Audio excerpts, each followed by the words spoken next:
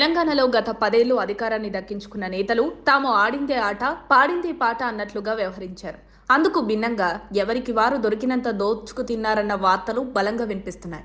అయితే 2023 డిసెంబర్లో జరిగిన అసెంబ్లీ ఎన్నికల్లో ముచ్చటగా మూడోసారి విజయం సాధిస్తామని ధీమాగా ఉన్న బీఆర్ఎస్ కు ఊహించని ఫలితం వచ్చింది.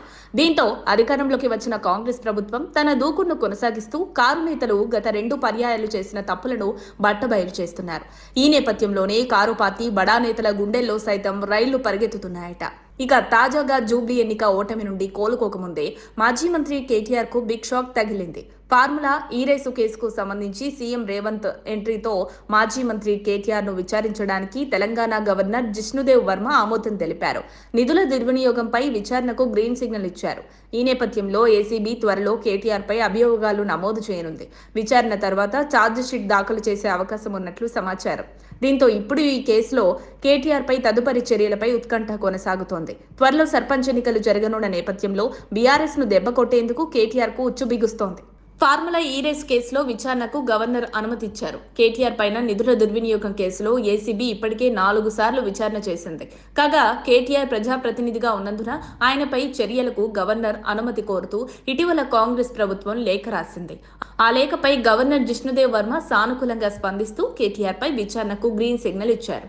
ఈ ఫార్ములా ఈ కార్ రేస్ కోసం స్పాన్సర్షిప్ చేసిన సంస్థ నుంచి ఈ రేస్ నిర్వహించిన సంస్థకు 44 కోట్ల చెల్లింపులు జరిగినట్లు ఏసీబీ అధికారులు గుర్తించారు. దానికి బదులుగా ఆ స్పాన్సర్షిప్ సంస్థ నుంచి 44 కోట్ల విలువైన ఎలక్టోరల్ బాండ్ను బీఆర్ఎస్ తీసుకున్నట్లు ఆరోపణలున్నాయి.